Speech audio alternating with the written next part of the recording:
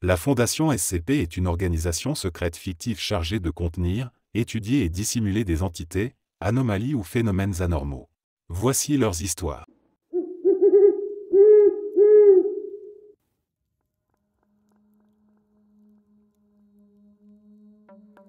Le couloir qui menait à la cellule de SCP-173 semblait plus silencieux que les autres. Même dans un site de confinement comme le site 19, où la rigueur est de mise et les voix rarement élevées, ce silence-là avait quelque chose de particulier. Il était lourd. Suspendu. Comme si le bâtiment lui-même retenait son souffle. La pièce était blanche. D'un blanc clinique, écrasant. Les murs, le sol, même le plafond semblait poli pour réfléchir la lumière dans chaque recoin. Il n'y avait pas d'ombre ici, rien à quoi s'accrocher du regard, si ce n'est elle. Au centre de la pièce, figée, se tenait la chose. On l'appelait la statue, mais il n'y avait rien d'artistique en elle. Une forme humanoïde vaguement modelée dans un béton rugueux, marquée de traces de rouille, comme si elle avait été abandonnée sous la pluie pendant des années. Ses bras, longs et disproportionnés, étaient plaqués contre ses flancs.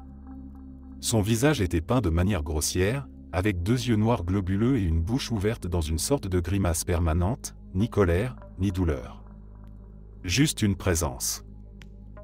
Ce jour-là, 3 agents entraient pour effectuer un nettoyage de routine.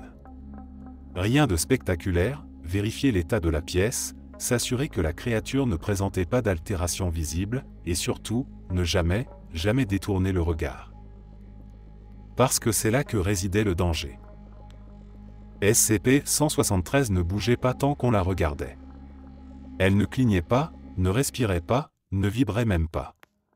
Mais dès que les yeux se détournaient, elle bougeait. Brutalement. Silencieusement. Et elle tuait. Toujours de la même façon, une nuque brisée, nette, rapide, comme si le corps avait été pris entre 2 mâchoires invisibles. Les 3 agents se positionnèrent en triangle autour d'elle, selon un protocole bien rodé. Chacun gardait un contact visuel constant, se relayant pour cligner des yeux à intervalles précis, minutés. Une procédure simple, mais exigeante. Plus les minutes passaient, plus les yeux brûlaient, plus l'attention vacillait. Et il suffit d'un instant. Un clignement trop rapide, un mauvais timing, un oubli d'un quart de seconde.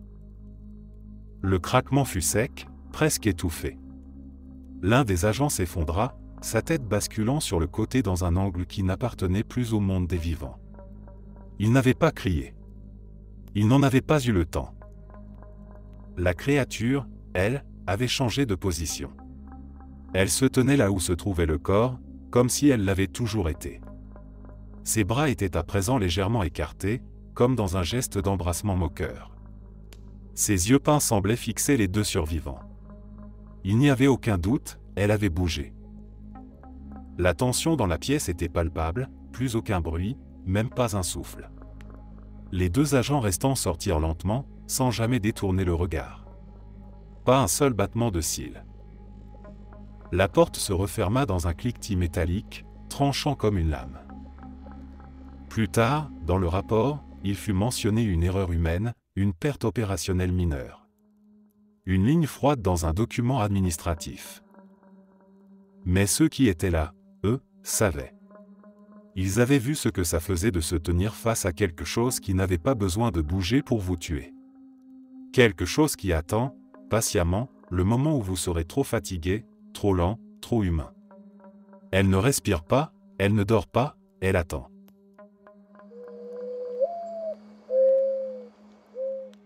Contrairement à d'autres anomalies capturées dans la peur et le chaos, SCP-049 s'était laissé emmener avec une étrange forme de dignité. Il marchait droit, lentement, sans un mot. Il ne protestait pas, ne cherchait pas à fuir. On aurait dit qu'il savait déjà où on l'amenait. Sa silhouette rappelait immédiatement les médecins de la peste du Moyen Âge. Long manteau noir, gants de cuir, et ce masque au long bec incurvé, conçu autrefois pour éloigner les miasmes, ces mauvais airs qu'on croyait responsables des épidémies. Mais ici, il n'y avait pas de déguisement. Le masque faisait partie de lui. Fondu à sa peau, ou peut-être à ce qu'il restait d'elle. La première fois que le personnel l'a observé, c'était à travers une vitre blindée. Il restait debout, immobile, les mains croisées dans le dos, comme un professeur prêt à donner un cours. Sa voix, quand il parlait, était calme, posée, presque douce. Il utilisait un vieux français, mêlé d'anglais ancien, comme un érudit perdu dans le temps. Il disait qu'il était là pour guérir. Qu'il cherchait la peste et qu'il la voyait en chacun de nous. Au début, les chercheurs pensaient à une forme de délire. Un délire dangereux, certes, mais contrôlable. Il ne semblait pas viol. Pas tant qu'on ne le contrariait pas. Pas tant qu'on ne se trouvait pas contaminé, selon lui. Tout a changé lors de l'incident avec le Dr Ham. C'était une simple interview, menée comme tant d'autres. Le docteur posait ses questions calmement à travers la vitre, tandis que SCP-049 répondait avec son ton mesuré, presque pédant. Puis, quelque chose dans le comportement du chercheur a changé. Peut-être une remarque mal interprétée. Peut-être un mot de trop. SCP-049 s'est figé, ses yeux invisibles derrière le masque fixés sur l'homme comme s'il venait de découvrir quelque chose d'important. Il a demandé à entrer. Il a insisté. Disant que le docteur était atteint, qu'il voyait les signes. Les superviseurs ont refusé. L'entretien a été écourté. Mais quelque chose dans l'air avait changé, une tension nouvelle. Le lendemain, contre toute attente, le docteur Ham a demandé une entrevue directe. Il voulait comprendre, observer. C'était un homme de science, et la curiosité l'a emporté. Ils ont ouvert la porte. Ce qui s'est passé ensuite a duré moins de 2 minutes. SCP-049 a posé ses mains gantées sur le docteur, calmement, comme un médecin auscultant un patient. Puis il l'a saisi à la gorge, avec une douceur presque irréelle, et l'a fait basculer au sol. Il n'y eut ni cri, ni lutte. Juste un frisson d'horreur dans le regard des gardes. Le docteur était mort instantanément. Mais SCP-049 n'avait pas terminé. Il s'est agenouillé, assorti de son manteau des instruments rudimentaires, scalpel, pince, aiguille. Il a commencé ce qu'il appelait le traitement. Pendant des heures. Quand ils ont enfin récupéré le corps, ce n'était plus le Dr Ham. Ce n'était plus un homme, ni vraiment un cadavre, c'était quelque chose d'autre. Une chose animée par une sorte d'énergie morbide. Elle se débattait, gémissait, ses yeux vides tournés vers un monde qu'elle ne reconnaissait plus. SCP-049, lui, observait l'expérience avec fierté. Il déclara simplement « Je l'ai guéri ». Depuis ce jour, la cellule est restée scellée. Les entrevues sont rares, le personnel ne le regarde plus de la même manière. Il ne s'est jamais rebellé, jamais évadé. Il se tient là, en silence, attendant patiemment qu'on lui donne un autre patient. Parce que selon lui, la peste est encore là, et il est le seul remède.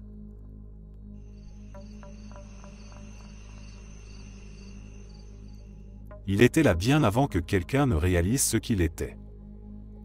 On l'avait trouvé dans une région glaciale et reculée, un endroit sans nom, loin de toute présence humaine.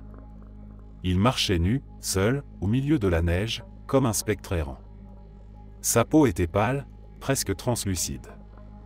Son corps, maigre à l'extrême, semblait incapable de supporter son propre poids. Il avait des bras bien trop longs, qui pendaient de chaque côté comme ceux d'un pantin cassé. Et pourtant, il avançait. Personne ne savait d'où il venait, aucun langage, aucun son. Il ne mangeait pas, il ne dormait pas.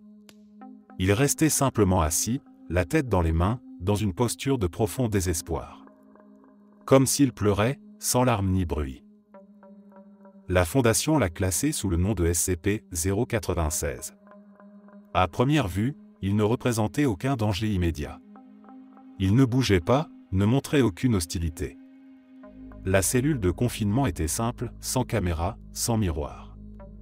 Il n'y avait qu'une porte et des murs opaques. Tout était conçu pour qu'aucun œil humain ne voie son visage. Parce que c'était là tout le problème. Le moindre regard porté sur son visage, qu'il soit direct, en photo, ou même via une vidéo, provoquer une réaction immédiate, incontrôlable et fatale. Un jour, un technicien commit une erreur minuscule, il fit tomber un dossier contenant une image, floue, presque abstraite, de SCP-096. Un satellite d'observation avait capturé son visage par hasard, bien avant sa capture. L'image fut consultée, par curiosité, par un membre du personnel. 18 secondes plus tard, SCP-096 hurlait. Un hurlement inhumain, rauque et déchiré, qui fit trembler les murs du site. Il s'était dressé brusquement, ses membres tordus par une rage indicible. Il ne courait pas, il volait presque, brisant portes et murs comme du carton. Aucun obstacle ne ralentissait sa trajectoire. Il allait vers celui qui avait vu son visage. Peu importe où. Peu importe la distance. Le chercheur était à plus de 800 km, dans un avant-poste de surveillance. Il ne savait même pas ce qu'il avait vu. Il n'avait regardé la photo que quelques secondes. SCP-096 arriva en moins de 2 minutes. Ce qui s'est passé ensuite ne pouvait pas être filmé. Pas parce qu'il n'y avait pas de caméra, mais parce qu'il ne restait plus rien à filmer. Le corps du chercheur avait été réduit à un amas de chair informe. Pas une trace d'os intact, tout avait été détruit dans une violence aveugle et désespérée. Puis, aussi soudainement qu'il était parti, SCP-096 s'assit. Là, au milieu du sang, il reprit sa posture accroupie. Tête entre les mains, silencieux. Les scientifiques ont tenté de comprendre, de contenir, d'anticiper. Mais une chose était sûre, rien, absolument rien, ne pouvait empêcher SCP-096 de trouver celui qui avait vu son visage. Une photographie oubliée, une image imprimée par erreur, même une apparition floue dans un reflet de verre, tout suffisait à le réveiller. Et quand il se met en mouvement, il ne s'arrête que lorsque sa cible n'existe plus. Depuis, tout est fait pour éviter l'exposition.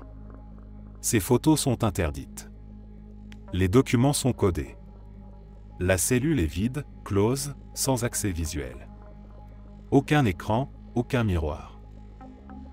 Mais parfois, la peur persiste. Parce que personne ne sait combien d'images de lui traînent encore dans le monde. Et personne ne sait quand quelqu'un, quelque part, posera les yeux sur son visage. Et déclenchera à nouveau l'horreur.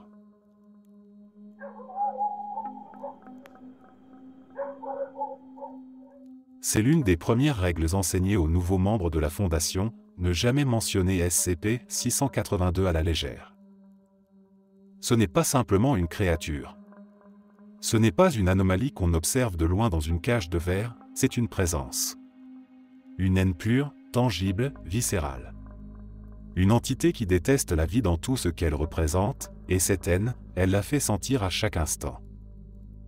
On l'a capturée il y a des années, dans un marécage sans nom, quelque part en Afrique. L'intervention avait été rapide, brutale. Un village entier avait été effacé de la carte. Pas seulement détruit, arraché, comme si quelqu'un avait passé une main géante sur les cases d'un échiquier.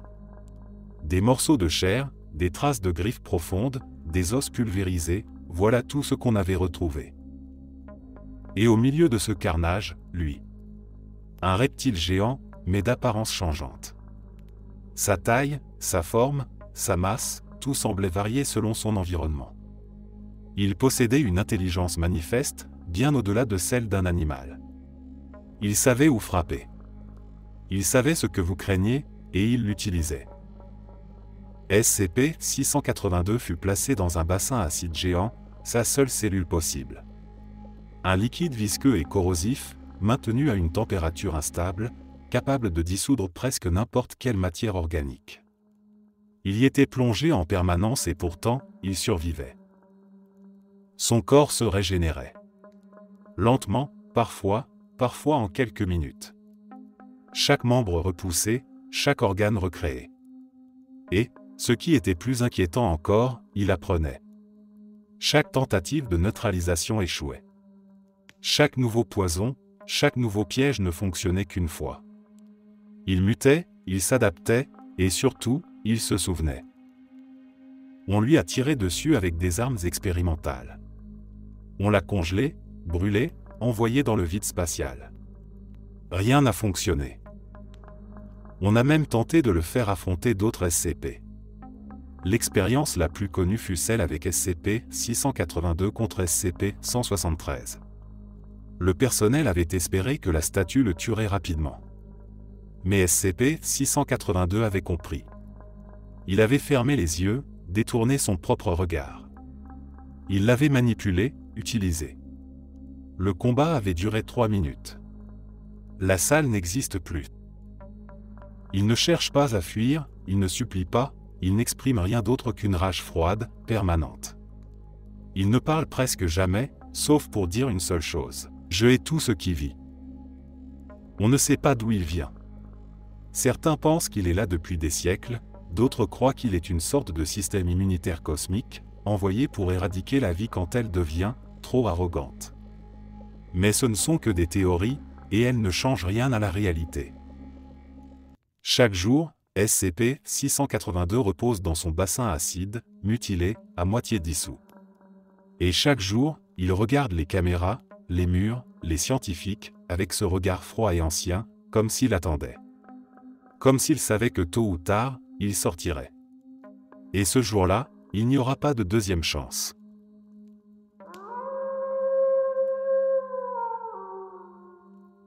Au milieu des couloirs stériles du site 19, entre les chambres de confinement renforcées et les laboratoires surveillés, il existe une petite pièce lumineuse et tranquille, isolée des autres cellules. Pas de grille, pas de mur blindé, pas de lumière froide. Une pièce simple, chaleureuse, avec un tapis, quelques coussins et une odeur légère de bonbons. C'est la cabine SCP-999. On l'appelle la gelée ou la chose orange. Ou plus souvent, le monstre des chatouilles. Mais en vérité, SCP-999 est tout sauf un monstre. Il se présente sous la forme d'une masse gélatineuse orange, semi-transparente, qui ressemble à un blob sorti d'un dessin animé. Il n'a pas de visage, pas de voix, pas de membres. Et pourtant, il est vivant, il est curieux, il est joueur, et surtout, il aime les gens. La première fois que des agents l'ont approché, il s'attendait à une attaque, une réaction défensive ou une anomalie biologique incontrôlable. Mais la chose s'est contentée de ramper lentement vers eux et de les enlacer. Au contact de sa peau, une sensation étrange se produit.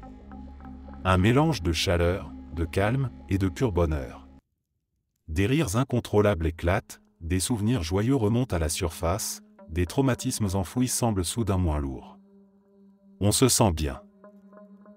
Les tests ont été nombreux.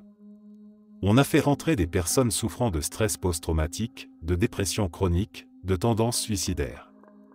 Toutes sont ressorties transformées. Pas guéries à vie, mais allégées, comme si un poids invisible leur avait été retiré. Le plus troublant ?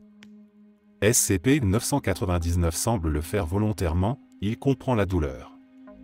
Il reconnaît la souffrance chez les humains et il veut aider. Il n'attaque jamais, il ne s'enfuit pas.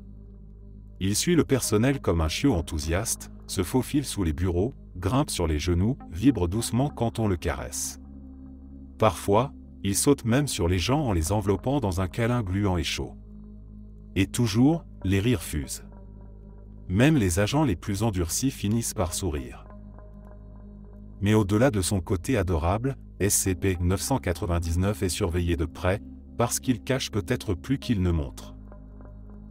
Une expérience en particulier reste dans les esprits. Par curiosité, ou par folie, les chercheurs ont brièvement laissé SCP-999 entrer en contact avec SCP-682, le reptile indestructible. L'impossible s'est produit, 682 Harry. Pas un ricanement sadique, pas une grimace de mépris, un vrai rire. Court, rauque, brutal mais réel. Il a ensuite écrasé SCP-999 contre le mur d'un coup de patte, violemment. Le blob s'est reformé quelques minutes plus tard, indemne, comme toujours. Mais pendant quelques secondes, quelque chose avait changé. Comme si cette créature capable de haïr l'univers entier avait vacillé, juste un peu. Depuis, des théories circulent. Certains pensent que SCP-999 est une sorte d'antidote universel. Une force opposée à la douleur, à la haine, à la corruption. Une présence venue pour équilibrer l'horreur que représentent d'autres anomalies. D'autres y voient simplement un miracle aléatoire. Une anomalie gentille, dans un monde de monstres. Quelle que soit la vérité, une chose est certaine, SCP-999 est aimé. Et dans l'obscurité constante du monde de la Fondation, c'est peut-être la chose la plus dangereuse de toutes parce qu'elle fait espérer.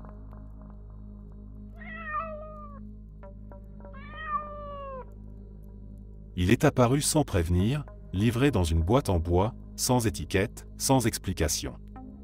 À l'intérieur, un simple disque en pierre, rouge vif, lisse, presque brillant.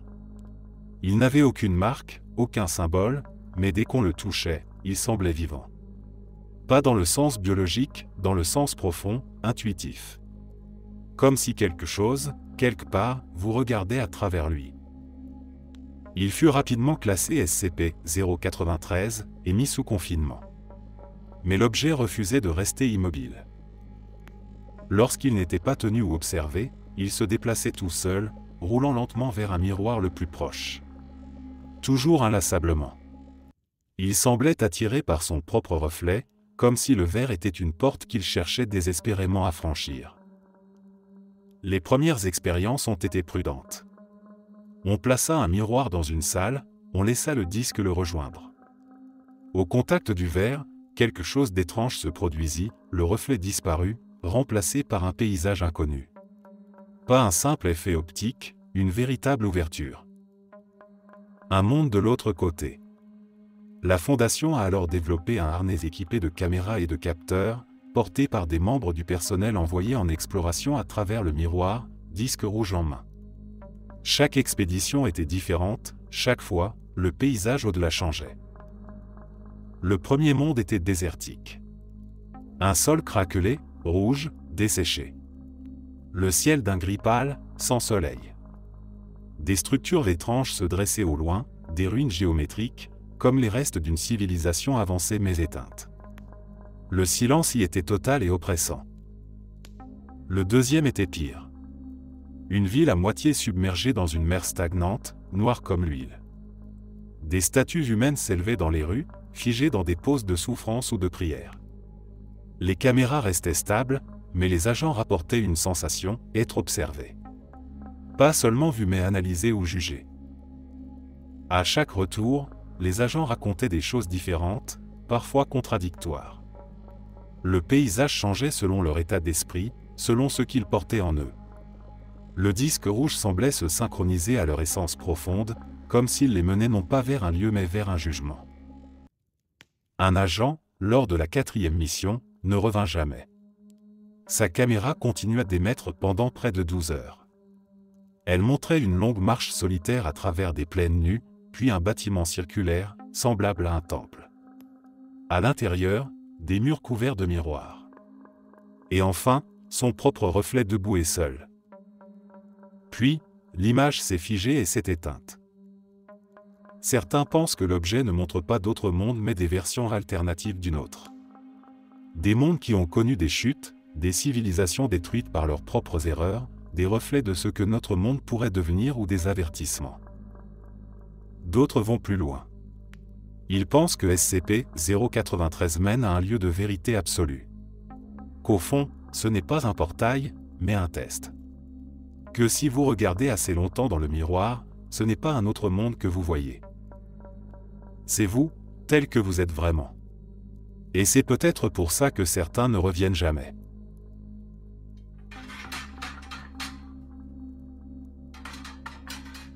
Le changement fut brutal. Un matin, sans avertissement, le soleil cessa d'être une source de chaleur et de vie. Il devint un catalyseur de transformation. Tous ceux qui furent exposés à la lumière directe du jour commencèrent à fondre littéralement.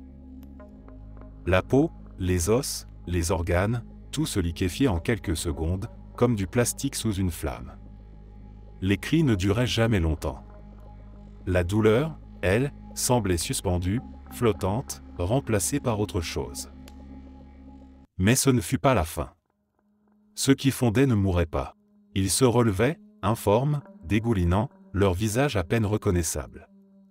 Ils gardaient une forme de conscience, une volonté et ils cherchaient les autres. Non pas pour les tuer mais pour les embrasser. Pour les emmener dans la lumière. Pour les faire fondre, eux aussi.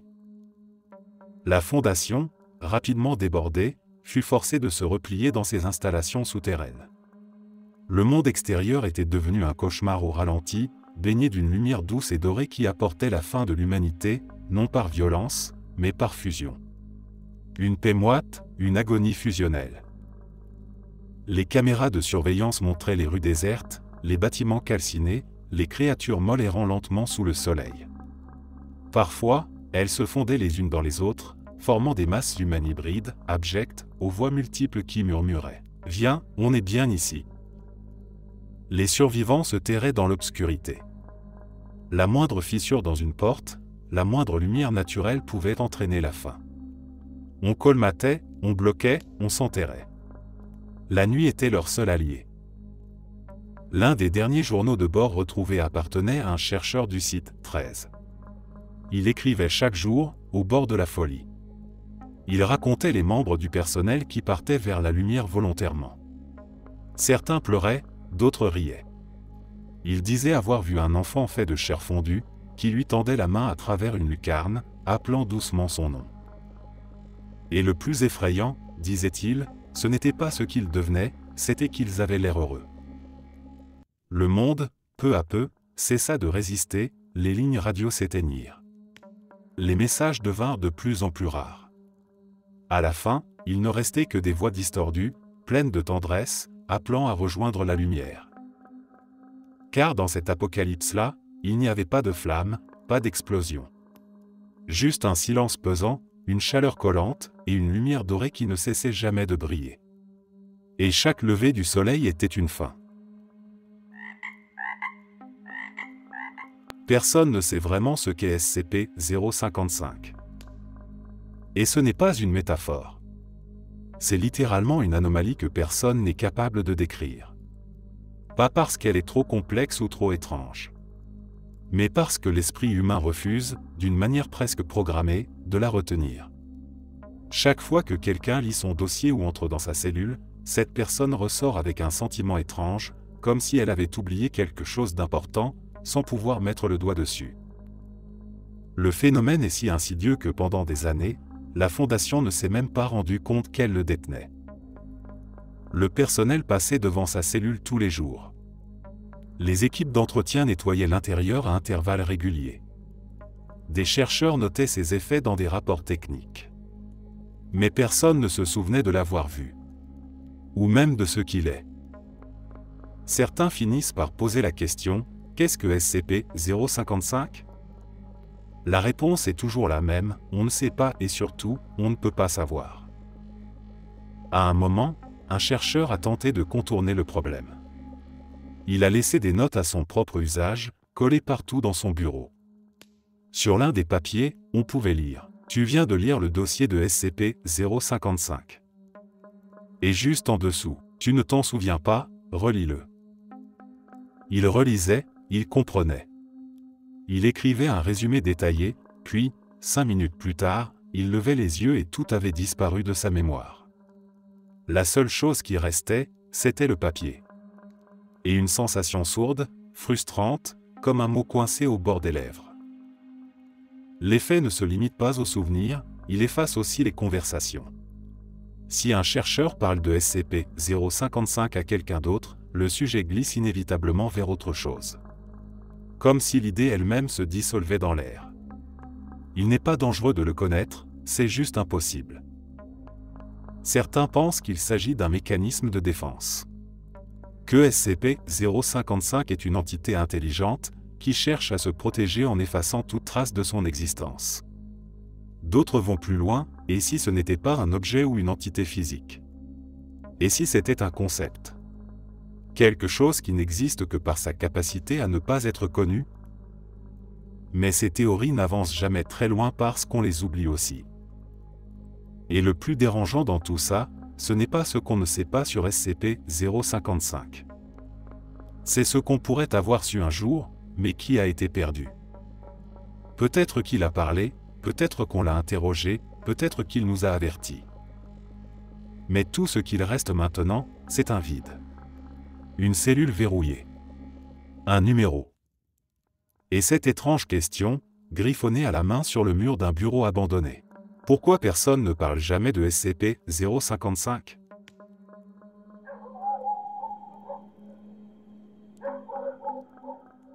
Au départ, ce n'était qu'une expérience. Un test comme tant d'autres. Un chercheur du nom de Robert Scranton participait à une procédure sur les dimensions alternatives, un domaine encore jeune à l'époque. Il s'agissait d'évaluer les effets d'un système de stabilisation de réalité expérimentale, le Scranton Reality Encore, une technologie qu'il avait contribué à concevoir. Puis, quelque chose a mal tourné. Un événement imprévu, peut-être une surcharge, une faille quantique, nul ne sait exactement, s'est produit, et Robert a disparu. Il n'est pas mort, il ne s'est pas volatilisé, il est simplement tombé. Dans un endroit où il n'aurait jamais dû aller. Un vide, une non-réalité, un espace hors de toute règle physique connue. La fondation l'a plus tard désignée sous le nom de SCP-3001, un plan d'existence alternatif, non observable de l'extérieur, d'un rouge terne infini et sans structure. Là-bas, Robert était seul. Il flottait dans un espace sans sol, sans ciel, sans horizon. L'air y était mince, presque inexistant, juste assez pour lui permettre de respirer mais jamais confortablement. La lumière, monochrome, rouge sang, ne venait de nulle part. Il n'y avait ni ombre, ni son, ni temps. Les premières heures ont été marquées par l'angoisse. Les jours, par la confusion. Puis, il a compris, personne ne viendrait le chercher, il avait été oublié, piégé dans une faille qui n'aurait jamais dû exister. Une erreur administrative dans la structure même de la réalité. Et pourtant, il a survécu. Jour après jour, semaine après semaine, ou ce qui ressemblait à ça, il a trouvé des moyens de rester en vie, d'imaginer un rythme. De garder une trace. Il a commencé à parler, à enregistrer des messages pour lui-même, pour la Fondation, pour quiconque pourrait l'entendre un jour. Avec le peu de technologie qu'il avait sur lui, il documentait. Il réfléchissait et il écrivait dans le vide. Sa voix, au fil du temps, a changé. Au début, claire, posée, scientifique. Puis tremblante. Puis fragile. Il se souvenait de sa femme, Anna. Il répétait son nom, encore et encore, pour ne pas l'oublier. C'était tout ce qu'il lui restait. Un prénom, un visage flou. Une encre mentale contre l'effacement. Il parlait d'elle comme on parle à un souvenir qui se dissout. Son corps, lentement, commençait à se désintégrer. La réalité là-bas était instable, chaotique. Ses membres devenaient flous. Ses os perdaient leur cohésion, il sentait son être glisser, se dissoudre par fragments. Mais il continuait à parler parce que c'était tout ce qui le rattachait à lui-même. Et puis, un jour, quelque chose a capté son signal. La Fondation, bien plus tard, détecta des fragments audio provenant d'un endroit impossible. Des enregistrements brisés, déformés, mais suffisamment clairs pour qu'on y reconnaisse une voix humaine. Celle de Scranton. Je suis toujours là. Je crois que je suis encore là. Ils ont essayé de le localiser et de créer un pont.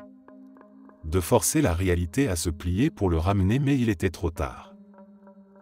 Quand le lien fut enfin établi, il n'y avait plus rien. Seulement une boucle audio, tournant sans fin, répétant un dernier message. Une voix faible, une promesse, une prière. Anna, je t'aime. Tout a commencé avec une vieille cassette VHS. Rien d'étrange en apparence, une étiquette écrite à la main portant simplement ces mots, en majuscules, un peu tremblant, Ronald Reagan. On aurait pu croire à une mauvaise blague. Un montage amateur. Une curiosité politique. Mais cette cassette n'avait rien de normal. Rien du tout. Quand on la regarde, tout commence assez classiquement. On y voit Ronald Reagan, 40e président des États-Unis, debout sur un podium, vêtu d'un costume sombre, avec le sceau présidentiel en fond. Le cadre, l'éclairage, tout correspond à un discours qu'il avait réellement prononcé en 1983, à Orlando, devant la National Association of Evangelical. Sauf que ce n'est pas ce discours. Dès les premières secondes, les mots changent. Sa voix, bien qu'identique, ne prononce pas les phrases attendues. Au lieu d'aborder la politique ou la religion, Reagan parle de choses incohérentes, dérangeantes. Des allusions au royaume rouge sous la peau, au fils difforme de la vérité, à des corps avalés par la lumière. Les spectateurs se sentent immédiatement mal à l'aise. Ce n'est pas seulement ce qu'il dit, c'est comment il le dit. Sa diction reste parfaite, son sourire présidentiel ne disparaît jamais. Même quand le contenu devient horriblement grotesque. Et puis il commence à saigner. Pas d'un seul coup. D'abord, un mince filet rouge coule de sa bouche. Il continue de parler, imperturbable.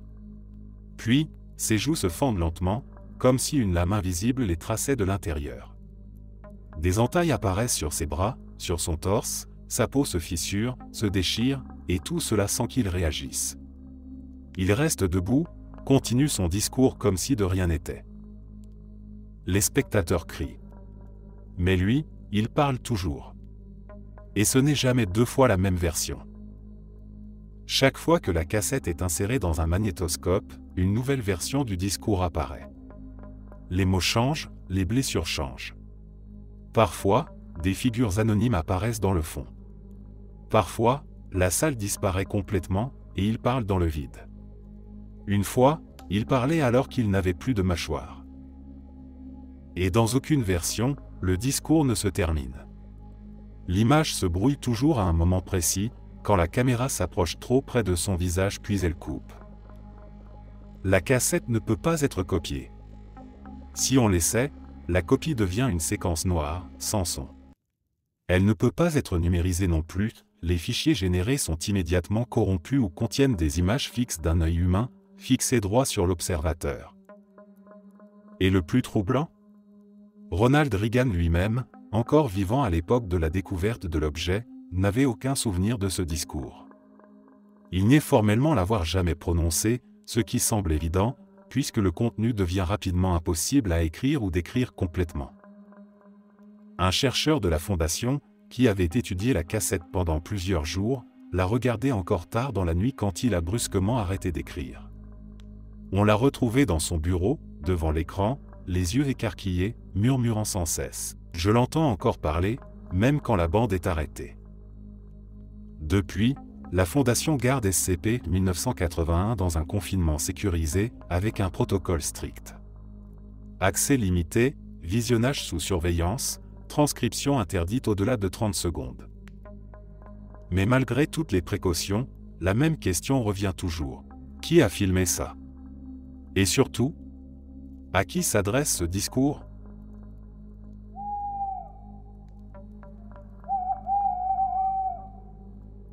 Il n'y a pas de signal d'alarme quand SCP-106 se manifeste.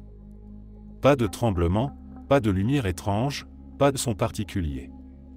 Rien d'autre qu'une tache noire, qui se forme lentement sur le mur ou le sol, comme une moisissure liquide, sombre, gluante. Elle grandit puis, une main en sort. Une main ridée, maigre, déformée par le temps. Une peau flasque, noircie, comme brûlée par des siècles de décomposition. Et après la main, un bras, puis un visage. C'est celui d'un vieil homme, mais ce n'est pas un homme. SCP-106 n'a pas de rythme, pas d'urgence. Il émerge avec lenteur, toujours avec cette même expression figée sur le visage, une sorte de sourire tordu, dérangeant, vide. Comme s'il était heureux d'être là.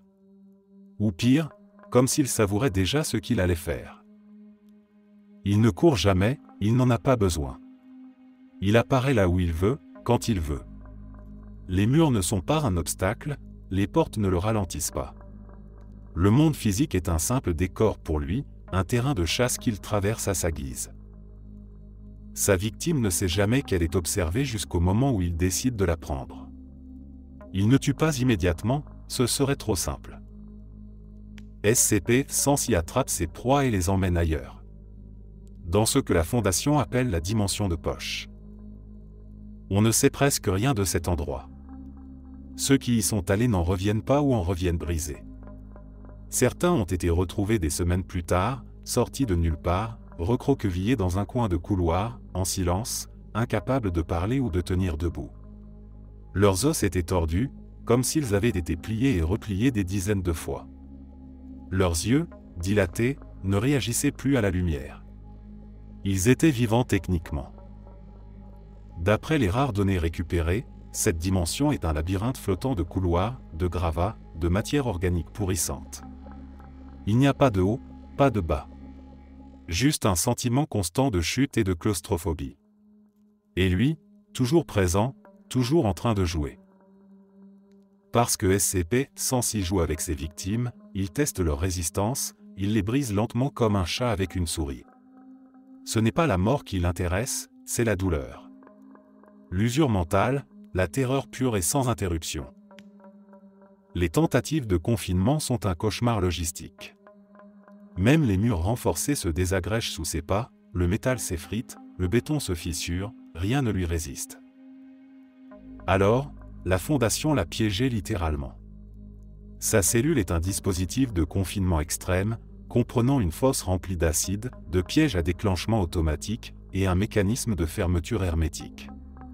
Le seul moyen de l'y faire entrer est d'attirer son attention avec un appât humain, un sacrifice vivant, choisi parmi les prisonniers de la Fondation. L'appât est placé dans une cellule reliée à la fosse. On le laisse seul, les lumières vacillent, l'air se refroidit et puis la tache noire apparaît. Et tout recommence. SCP-100 s'y entre, il joue puis il sent le piège. Alors il hurle, un cri inhumain, un mélange de métal broyé et de voix d'enfant. Il tente de fuir. Parfois il y parvient, parfois la cellule se referme juste à temps. Mais même enfermé, il attend. Pas de nourriture, pas d'air, pas de sommeil, rien de tout ça ne le touche. Il attend parce qu'il sait qu'un jour, quelqu'un fera une erreur, qu'un système tombera en panne, qu'un garde regardera ailleurs. Et alors, il sortira.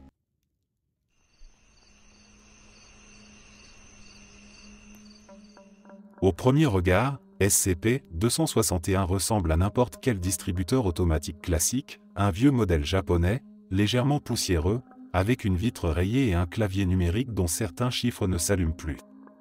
Il est resté des années dans un entrepôt, ignoré par tous, jusqu'au jour où quelqu'un y inséra une pièce, par curiosité. Et c'est là que les choses devinrent intéressantes.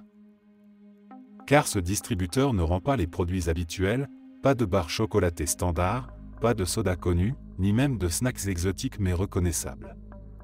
Non, SCP-261 rend des objets qui n'existent dans aucun catalogue humain, provenant manifestement d'univers alternatifs, de cultures inconnues, voire de systèmes biologiques radicalement différents d'une autre. Le fonctionnement de la machine semble simple à première vue, on insère une somme d'argent dans la fente prévue à cet effet. Il n'est pas nécessaire que ce soit une monnaie terrestre, mais plus l'unité est reconnue, plus la machine répond rapidement. Puis, après un petit bourdonnement électrique et un silence pesant, un article tombe dans le compartiment inférieur, avec un claque sourd qui marque l'instant où le connu laisse place au bizarre. Ce qui en sort peut être aussi inoffensif qu'un paquet de chips à l'arôme de lumière solaire solidifiée, des cristaux translucides qui éclatent entre les dents avec une sensation de chaleur douce et euphorisante, ou aussi dangereux qu'un chewing-gum contenant des spores vivantes, capable de coloniser la gorge en quelques minutes si l'on ne le recrache pas immédiatement. Certains produits semblent inoffensifs jusqu'au moment où ils sont consommés, révélant alors des effets secondaires inattendus. Une canette de physoplasma a provoqué un épisode de lévitation incontrôlée chez un agent de sécurité, suivi de sa chute douloureuse lorsqu'il a éternué. Un autre article, un biscuit marqué de glyphes mouvants, a déclenché chez le sujet un état de transe, au cours duquel il a récité sans interruption les noms de ceux qu'il appelait les ancêtres affamés de l'oubli. Le plus étrange, toutefois, reste la manière dont la machine semble choisir les produits. Il ne s'agit pas simplement d'un catalogue aléatoire. À mesure que les tests se sont multipliés, les chercheurs ont remarqué que les objets rendus semblaient répondre aux intentions, aux émotions, voire à l'état mental de la personne qui utilisait la machine. Un chercheur stressé a reçu une barre énergétique NerveWipe, supposée calmer l'activité synaptique, et qui a, temporairement, supprimé ses souvenirs des dernières 48 heures. Un agent en deuil a reçu un petit flacon de liquide appelé « souvenir condensé » qui lui a permis de revivre, avec intensité, un moment heureux de son enfance, avant que le souvenir ne s'efface à nouveau, le laissant plus vide encore qu'avant. Ce comportement adaptatif laisse penser que SCP-261 est doté, sinon d'une conscience propre, du moins d'un système d'interprétation très avancé, qui scanne et interprète les besoins profonds de celui qui le sollicite, sans jamais poser de questions, sans jamais juger, mais sans se soucier non plus des conséquences. Il est à noter que si l'on essaie d'utiliser la machine sans insérer de pièces, ou avec de l'argent contrefait, elle ne réagit pas. Mais après plusieurs tentatives, elle peut répondre, et la réponse, selon les rapports, n'est pas toujours un simple refus. Certains cas évoquent des jets de vapeur brûlante, des bourdonnements anormaux, ou l'apparition de messages brefs sur l'écran, des phrases comme « pas cette fois »,« il est trop tôt » ou pire « tu n'es pas prêt ». La Fondation a installé SCP-261 dans une salle isolée, avec un protocole d'expérimentation strict. Chaque objet délivré est analysé, documenté, et si possible, sécurisé. Mais il reste des centaines de produits dont les effets sont encore inconnus, certains sont simplement trop étranges pour être testés, d'autres attendent un jour où l'on osera les consommer. Et malgré tous les risques, l'attrait reste fort. Car au fond, SCP-261 offre quelque chose que peu d'anomalies proposent, une porte vers d'autres réalités, vers d'autres façons de voir le monde. Il n'attaque pas. Il n'impose rien. Il tend la main, à sa manière, et vous dit simplement. Et si vous goûtiez à ce qui existe ailleurs?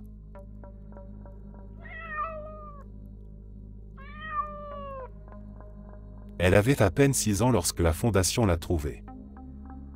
Un rapport anonyme, transmis par un hôpital rural, avait signalé une enfant apparemment normale, hospitalisée après un accident mineur, une chute dans des escaliers, mais entourée d'un phénomène biologique que les médecins n'avaient jamais vu. Des tissus étrangers commençaient à se développer autour de sa peau. Pas des tumeurs, non. Des excroissances, vivantes. Certaines ressemblaient à des membres. D'autres, à de minuscules organes qui palpitaient doucement sous la surface. Quand l'équipe de la Fondation est arrivée, l'hôpital était silencieux. Trop silencieux. Les lumières vacillaient dans les couloirs, et une odeur douce, organique, flottait dans l'air. Comme de l'herbe fraîchement coupée, ou quelque chose de plus chaud, de plus animal. Ils l'ont trouvée assise dans une chambre isolée, les pieds dans le vide, observant une créature difforme qu'elle appelait Monsieur Pat. La chose, posée devant elle, était un amalgame de chien, de paresseux et de crabe, avec des yeux qui clignaient dans toutes les directions. Elle le caressait comme une peluche. Et il ronronnait. SCP-040 ne criait pas. Elle ne semblait pas comprendre qu'il y avait quelque chose d'anormal dans ce qu'elle faisait. Pour elle, réarranger les formes du vivant n'était pas une anomalie, c'était un jeu. Car c'est exactement ce que cet enfant pouvait faire. Modifier les organismes vivants à volonté. Les remixer, comme elle disait. Par simple contact, ou par concentration prolongée. Les cellules changeaient, les espèces s'effaçaient. Et quelque chose de nouveau apparaissait à leur place. Une fois placée en confinement, la Fondation tenta de l'observer discrètement. SCP-040 n'était pas hostile. Au contraire, elle semblait désireuse de plaire, comme une enfant qui veut montrer à ses parents ce qu'elle a fabriqué avec ses jouets. Mais ici, ces jouets étaient vivants. Elle transforma des souris de laboratoire en petits dragons rampants. Elle fusionna des chats avec des oiseaux pour en faire des créatures rondes et sifflantes. Et un jour, elle transforma un scientifique, accidentellement, affirma-t-elle, en quelque chose qui ne pouvait plus parler, ni manger, ni respirer normalement. Juste exister. Il fut maintenu en vie pendant 27 heures. Il ne cessa jamais de cligner des yeux. Il pleurait sans larmes. Ce n'était pas de la méchanceté, c'était de l'incompréhension. SCP-040 vit le monde comme un puzzle de formes vivantes. Pour elle, il n'y a pas d'horreur dans la transformation, pas de douleur dans la mutation. Seulement une liberté totale. Elle croit soigner ce qu'elle touche, améliorer. Elle ne comprend pas ce qu'est la souffrance. Les chercheurs ont tenté de l'éduquer, de la stabiliser émotionnellement, de canaliser ses capacités.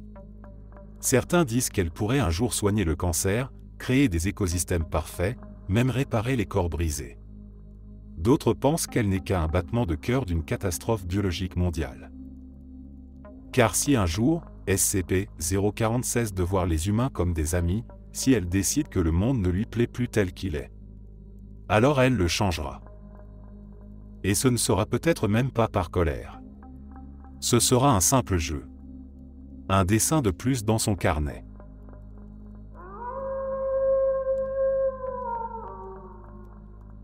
Tout commence de manière banale.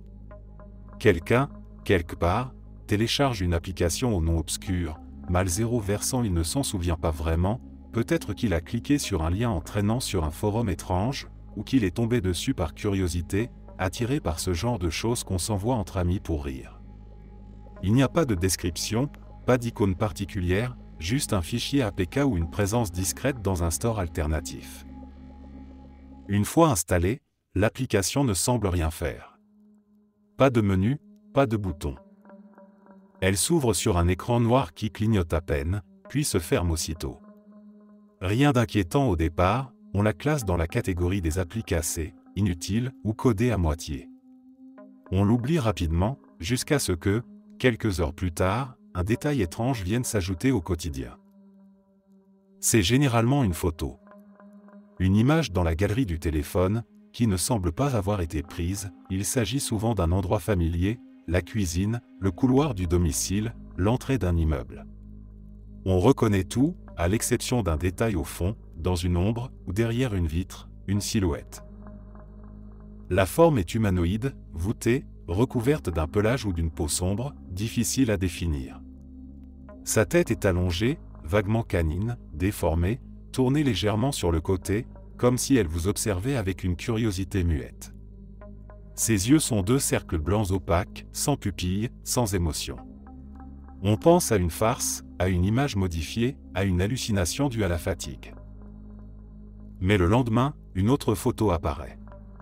Et cette fois, la silhouette est un peu plus proche. SCP-1471 n'est pas seulement une application, c'est une anomalie informationnelle et mémétique.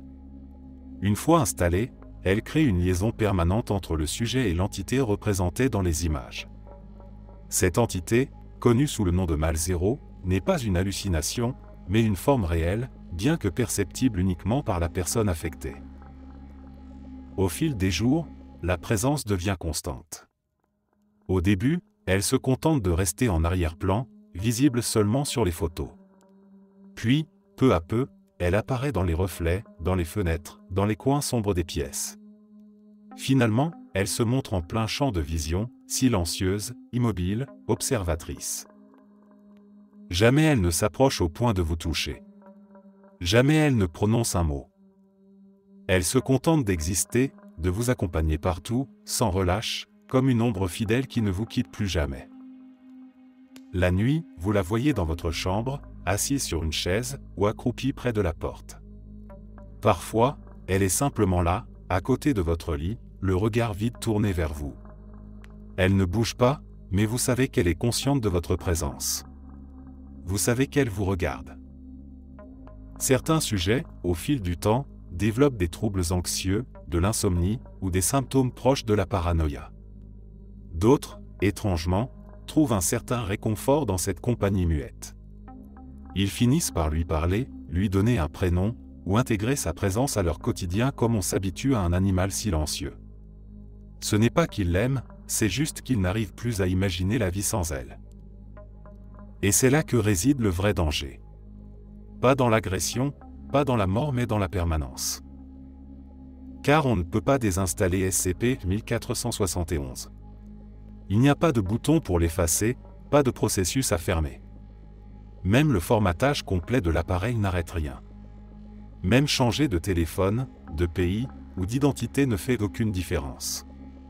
Une fois qu'on a vu mal zéro, une fois qu'elle a été liée à votre esprit, elle est là pour toujours. La Fondation, après de nombreuses observations, a conclu que SCP-1471 ne cherche pas à tuer, ni à blesser. Elle ne fait que s'attacher. Comme une présence ancienne, peut-être oubliée, qui n'a jamais vraiment appartenu à notre monde, mais qui cherche, d'une manière tordue, à ne plus être seule. Et si un jour, par curiosité ou ennui, vous trouvez une application sans nom, avec une icône vide et aucun détail, faites très attention à ce que vous installez.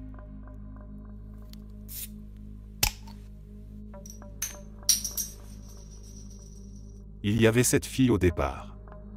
Cette jeune femme, retrouvée dans un état de choc profond, muette, tremblante, dans ce qui ressemblait à une sorte de sanctuaire abandonné, au milieu d'une forêt sans nom.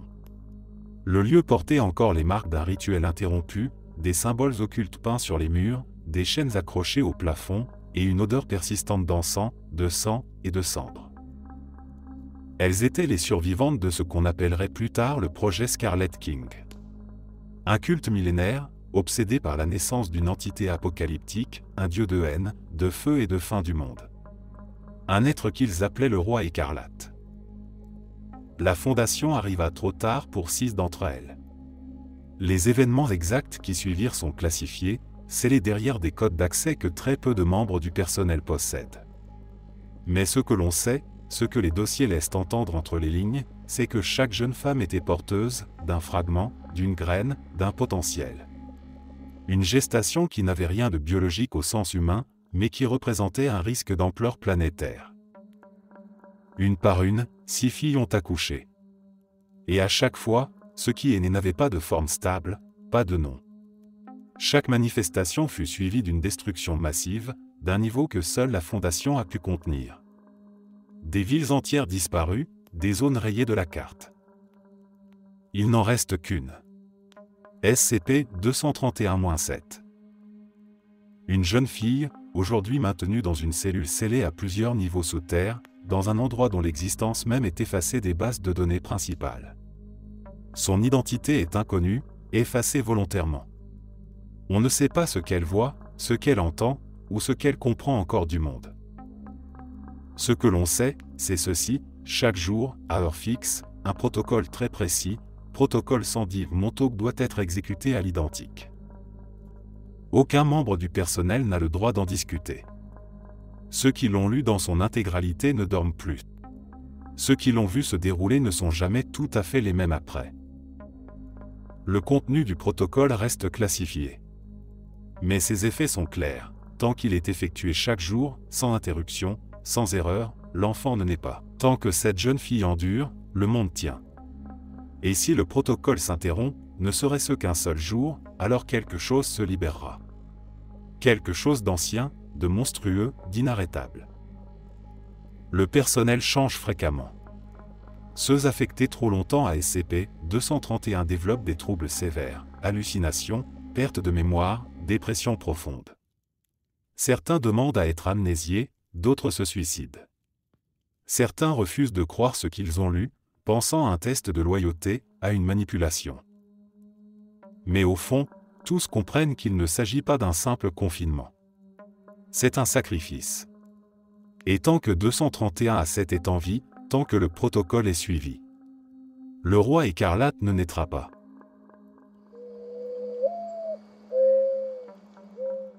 La maison ne paie pas de mine. C'est une banale construction résidentielle située en bordure d'une banlieue calme, dans une rue aux pelouses trop bien tondues et aux boîtes aux lettres encore brillantes sous le vernis. Elle ressemble à toutes les autres, avec sa peinture beige délavée, son garage étroit, ses volets uniformes, ses plantés selon le manuel du parfait voisinage. Il n'y a aucun signe visible d'anomalie, aucune aura surnaturelle, aucune lumière étrange qui filtre sous les portes. Tout y est d'un calme parfait, presque artificiel. Et pourtant, depuis que la Fondation a pris le contrôle de la propriété, le personnel affecté à la surveillance de SCP-1171, c'est que ce qui se passe derrière une des vitres du salon dépasse tout ce que la logique humaine peut concevoir. Car dans cette maison, une simple fenêtre, encastrée dans un mur, donnant sur l'extérieur, s'est révélé être une passerelle de communication vers une autre intelligence, une entité invisible, non identifiée, vivant probablement dans une dimension parallèle ou un monde superposé au nôtre, que seule la surface du verre semble séparer de notre réalité. Cette entité ne parle pas à voix haute. Elle écrit. Parfois lentement, parfois nerveusement, des mots se forment sur la surface intérieure de la vitre, comme tracés dans la buée par un doigt invisible. Des lettres précises, en anglais, accompagnées de ponctuation correcte, comme si l'entité de l'autre côté avait une connaissance approfondie de notre langage, ou du moins, de ses règles techniques. Le plus troublant, c'est que ces messages apparaissent sans condensation visible, sans humidité, sans chaleur. Le verre est sec, froid, immobile, mais les mots sont là. Un agent de la Fondation, après plusieurs observations, a commencé à répondre à l'aide d'un simple marqueur effaçable. Une conversation s'est engagée. Et jour après jour, ligne après ligne, il est devenu évident que l'entité pensait, raisonnait, interprétait et surtout, qu'elle croyait ne pas être en contact avec des humains. Dans sa perspective, l'être qui lui écrivait à travers la fenêtre faisait partie d'une autre espèce, non humaine, vraisemblablement native de sa propre dimension, et qu'il s'agissait là d'un simple échange interespèces. Les messages qu'elle laisse contiennent des phrases troublantes, parfois teintées d'humour involontaire, parfois d'hostilité contenue. Elle parle des humains comme d'une espèce primitive, dangereuse, répugnante, qu'elle appelle les homans, comme si même leur nom était difficile à formuler correctement. Elle affirme que les homans sont cruels, violents, à peine intelligents, qu'ils détruisent tout ce qu'ils touchent, qu'ils envahissent les terres des autres formes de vie, qu'ils se multiplient comme une infection. Elle dit qu'elle les a vus, qu'elle connaît leur histoire, et qu'un jour, ils franchiront peut-être la barrière, la paroi, et que ce jour-là, il faudra les repousser avant qu'ils ne corrompent tout. Et pourtant, elle parle au personnel de la Fondation avec une certaine curiosité, presque avec un respect poli. Elle demande des nouvelles, elle veut connaître la météo, elle parle de ses repas, de ses amis, de sa culture. Elle se moque parfois gentiment. Elle ne se rend pas compte que les créatures qu'elle décrit avec tant de mépris, ces humains qu'elle redoute et exècre, sont justement ceux qui lui répondent à travers le verre. Ce paradoxe donne à l'ensemble un ton à la fois comique et sinistre. Car chaque fois qu'elle dit les humains doivent être détruits, c'est à un humain qu'elle le dit. Et chaque fois qu'elle parle d'un avenir sans eux, c'est à travers les mots d'un agent qui la regarde en silence, de l'autre côté de la fenêtre. La Fondation a interdit toute tentative de révéler la vérité à l'entité. Il est strictement défendu de lui dire ce que nous sommes. Peut-être pour ne pas la perturber. Peut-être par peur de sa réaction. Ou peut-être parce que la vitre est plus qu'un mur entre deux mondes, elle est un miroir. Et ce que l'on voit de l'autre côté, ce que l'on entend dans ces mots, n'est peut-être rien d'autre qu'un reflet inversé de nous-mêmes, une vérité que nous préférons garder voilée.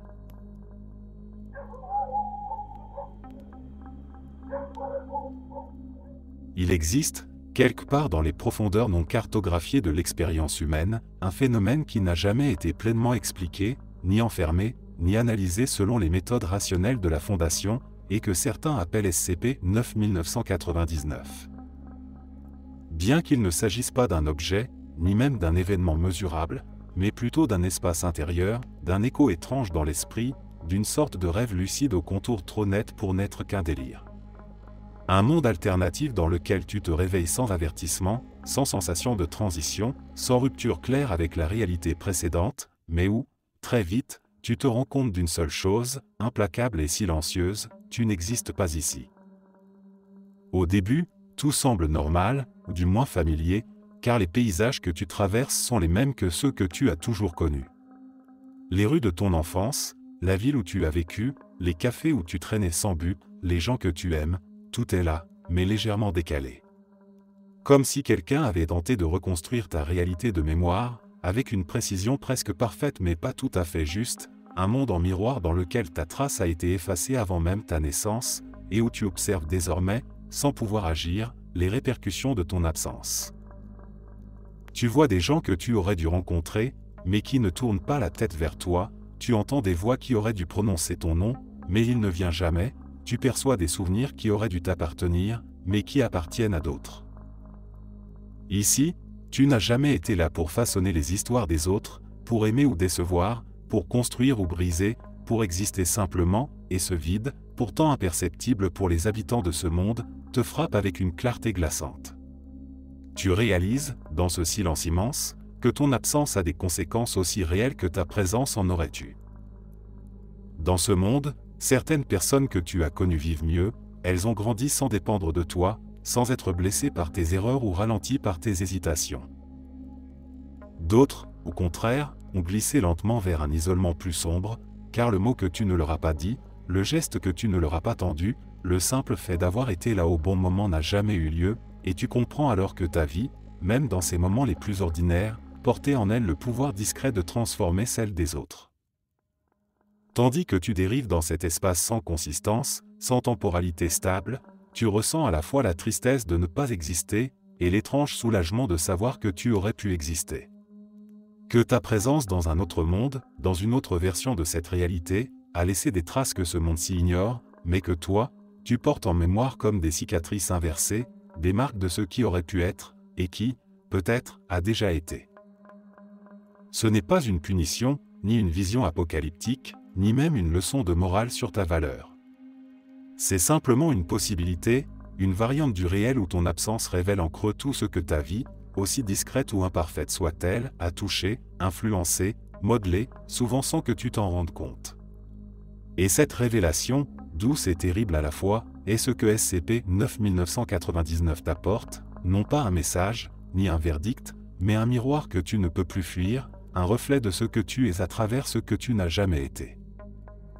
Et quand tu reviens, car certains reviennent, réveillés en sursaut d'un sommeil étrange, arrachés à une rêverie qui n'a jamais commencé, tu ne peux rien expliquer, rien prouver, mais tu ressens dans ton souffle quelque chose de changé. Comme si un poids avait glissé de ton dos, ou au contraire, comme si un secret venait de s'installer dans ta poitrine, silencieux mais définitif, et tu continues ta vie comme avant. Mais avec la conscience que le monde sans toi existe quelque part, peut-être dans l'esprit de ceux qui t'ont oublié, ou dans celui de ceux que tu n'as pas encore rencontrés. Ton existence, minuscule ou monumentale, pèse dans la trame de la réalité plus que tu ne l'imaginais.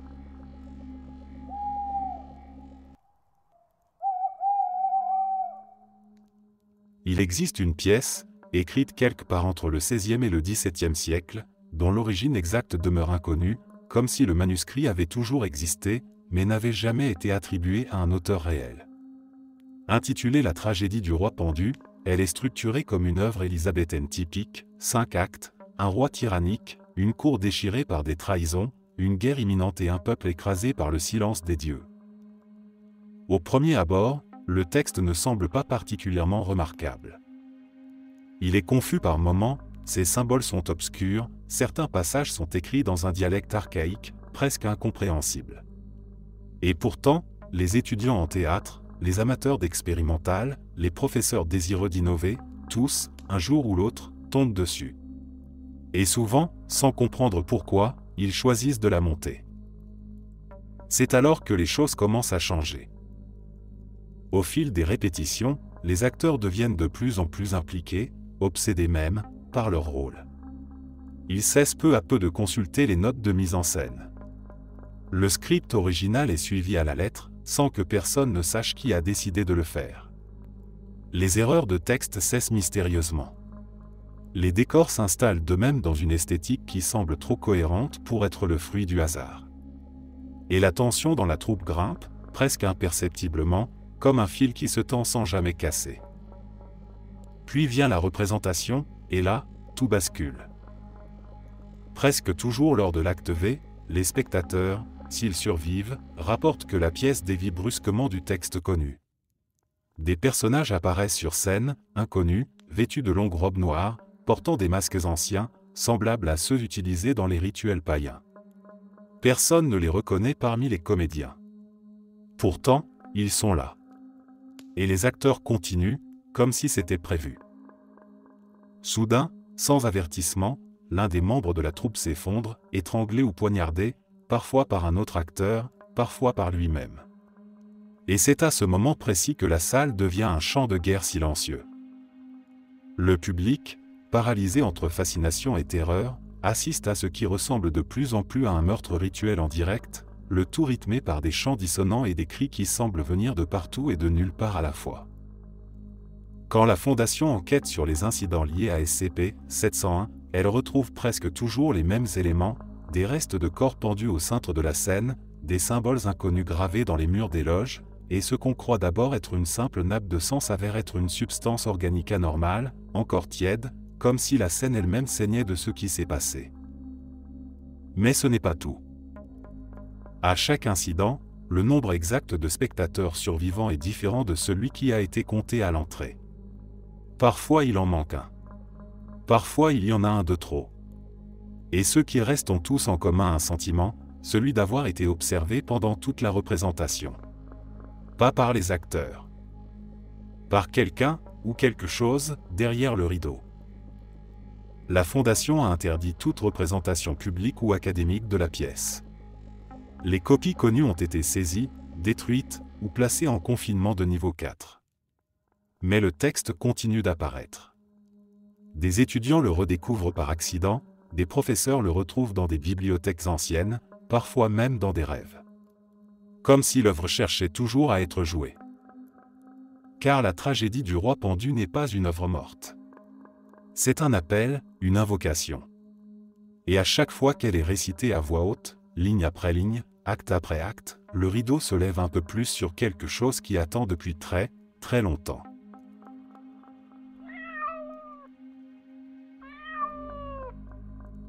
Il est impossible de dire exactement depuis combien de temps SCP-1504 existe dans les registres de la Fondation, car son dossier a été modifié, effacé, corrigé, réécrit, ou tout simplement oublié à de multiples reprises. Comme si le simple fait de vouloir archiver son existence entraînait une réaction automatique du monde lui-même, une forme de résistance métaphysique à l'idée que cet individu puisse être limité, défini, contenu, et c'est précisément là que réside l'anomalie. SCP-1504 est un homme que rien, ni personne, ne peut empêcher de faire ce qu'il veut. Il ne possède aucune force physique particulière, aucune arme, aucune technologie venue d'ailleurs. Il ne manipule pas la matière, ne disparaît pas dans les ombres, ne traverse pas les murs. Il est, à tous égards, un homme ordinaire, taille moyenne, cheveux bruns, ton de voix calme, vêtements simples, aucun détail remarquable. Et pourtant, rien ne l'arrête. Quand il parle, on l'écoute, même s'il ne dit rien d'important. Quand il entre dans un endroit où il ne devrait pas être, personne ne lui demande ce qu'il fait là. Quand il prend quelque chose qui ne lui appartient pas, il ne déclenche aucune alarme. Quand il frappe quelqu'un, personne ne réagit. Le monde l'accepte. Ou plutôt, il tolère tout de lui, comme si un filtre invisible empêchait les lois sociales, morales, et parfois même physiques de s'appliquer à sa personne. Il peut insulter un supérieur hiérarchique en pleine réunion, et être remercié pour son franc-parler. Il peut frapper un civil en pleine rue, et les témoins détourneront les yeux. Il peut pénétrer dans un bâtiment gouvernemental classifié sans badge, sans autorisation, et les gardes le laisseront passer, convaincus qu'il a parfaitement le droit d'être là. Lors de sa première tentative de confinement, une équipe entière de la Fondation a tenté de l'arrêter, en suivant des procédures standards, en utilisant des armes non létales, des ordres clairs, des équipements spécialisés. Pourtant, personne n'a réussi à appuyer sur la gâchette, à prononcer un ordre ferme, à même penser de manière cohérente au fait qu'il représentait une menace. L'un des agents, plus tard interrogé sous amnésique léger, a dit ceci: « Je savais qu'il ne devait pas être là, mais tout en moi me disait qu'il était dans son droit. » Et c'est là le cœur du phénomène. SCP-1504 altère la perception sociale de lui-même, pas en influençant l'esprit directement, mais en activant, on ne sait comment, un ensemble de mécanismes sociaux, institutionnels et cognitifs qui le rendent inattaquable, inarrêtable, inquestionnable. Il n'est pas invisible, il n'est pas charismatique, il est intouchable. Et pourtant, il n'est pas stupide, il sait ce qu'il est. Il sait qu'il ne peut pas être puni et il en profite. Ses actions ne sont ni spectaculaires, ni dévastatrices à grande échelle. Il ne cherche pas à conquérir, ni à semer le chaos. Mais il agit avec cette certitude froide, presque méprisante, de celui qui sait que quoi qu'il fasse, rien ne lui arrivera. Il pousse les limites, un peu plus chaque jour, simplement pour vérifier jusqu'où il peut aller. Et chaque fois, le monde se plie. Le plus inquiétant, ce n'est pas ce qu'il fait, mais ce qu'il pourrait faire, s'il décidait un jour d'aller plus loin, car il n'y a aucune raison logique pour que sa liberté d'action s'arrête quelque part. Aucune loi ne s'applique à lui. Aucune morale ne le freine. Aucun système ne peut le contenir. Il est ce que l'humanité redoute peut-être le plus, un homme sans conséquences. Et dans un monde qui ne tient debout que grâce à la responsabilité, à la peur des sanctions, aux limites imposées par les autres, un homme comme lui suffit à tout faire vaciller.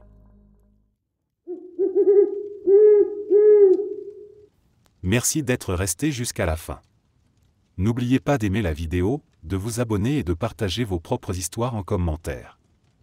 On se retrouve demain à la même heure devant ce feu.